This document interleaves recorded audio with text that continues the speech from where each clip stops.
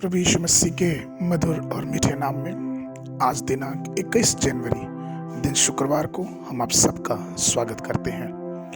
आज के दिन का जो वचन है वह लिया गया है भजन संहिता की पुस्तक उसका 50 अध्याय उसका दूसरा पद। वचन इस प्रकार से कहता है, सिय्योन से जो परम सुंदर है परमेश्वर ने अपना तेज दिखाया है।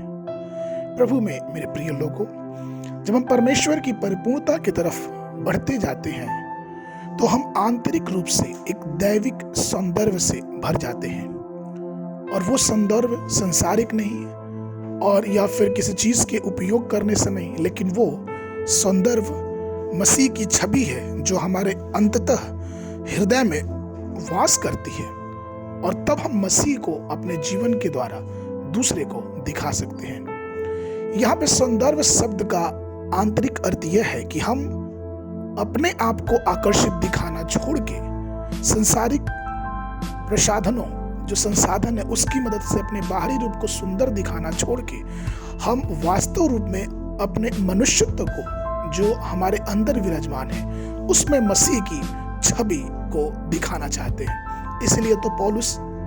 इसलिए वचन में पहला पत्रस उसका 3 अध्याय उसका 4 पद इस प्रकार से कहता है, वरन तुम्हारा छिपा हुआ और गुप्त मनुष्यत्व नम्रता और मन की दीनता की अविनाशी सजावट से सुसज्जित रहे, क्योंकि परमेश्वर की दृष्टि में इसका मूल्य बड़ा है।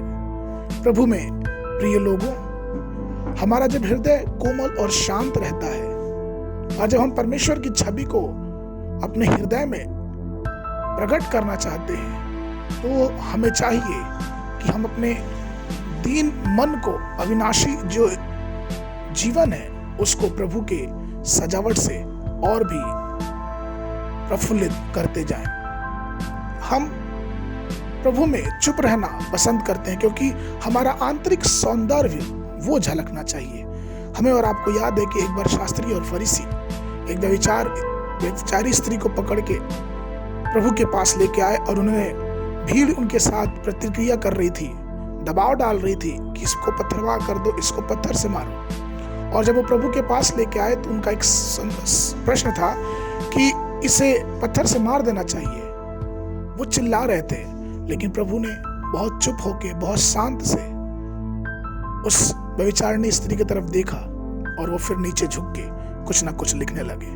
उन्हें लिखता देख वहां से सब लोग जो कि उस स्त्री को मारना चाह रहे थे वहां से एक एक करके चले गए। कहने का तात्पर्य यह है प्रभु में प्रिय लोगों कि कई बार हमें और आपको ये जरूरी है कि हम ऊपरी जो दिखावट है उससे अलग हटके हम परमेश्वर के सौंदर्य को शांत रह के पवित्र वचन को शांत रह के अपने हृदय से दिखाएं, अपने हृदय से प्रकट करें। हमारी सुंदरता, हमारी विशेषता, हमारी पहचान मसीह में तभी ही ध्यान में जाती है जब हमारे अंदर से परमेश्वर का वचन अपने आप निकलता है। और ये वचन सिर्फ ज्यादा बोलने से नहीं, लेकिन हमारे चाल चलन, हमारे उठने बैठने से ये ज्यादा दिखाई देती है। इसलिए तो सृष्टि की पुस्तक उसका 6वां अध्याय उसका 10वां पद के इस प्रकार कहता है, यह कौन है जिसकी शोभा भोर के तुल्य है, जो सुंदरता में चंद्रमा और निर्मलता में सूर्य और पताका फहराती हुई सेना के तुल्य भयंकर दिखाई पड़ती है। वचन कहता है कि उसकी सुंदरता शोभा भोर के तुल्य है। वो ज्यादा कुछ बोलता नहीं, लेकिन उसकी सुंदरता हमें दिखाई देती है। इसलिए परमेश्वर में प्रिय लोगों, आइए हम परमेश्वर की उपस्थिति में अधिक से अधिक समय बिताएं ताकि उसकी सुंदरता, उसकी छवि हमारे हृदय, हमारे जीवन को प्रतिबंधित करे और हमारी छवि सिर्फ संसार में नहीं, लेकिन उसकी छवि हमारे जीवन के द्वारा दूसरों तक पहुंचती जाए, जिससे हमारे बोलने से नहीं, लेकिन सिर्फ हमारे चुप रहने और हमारे सौंदर्य से ही परमेश्वर की छवि एक दूसरे को दिखाई दे। आज के मनन के लिए जो पद है वो है श्रेष्ठ गीत की पुस्तक उसका 7वां अध्याय उसका 6वां पद। वचन इस प्रकार से कहता है, हे प्रिय और मनभावनी कुमारी, तू कैसी सुंदर और कैसी मनोहर है।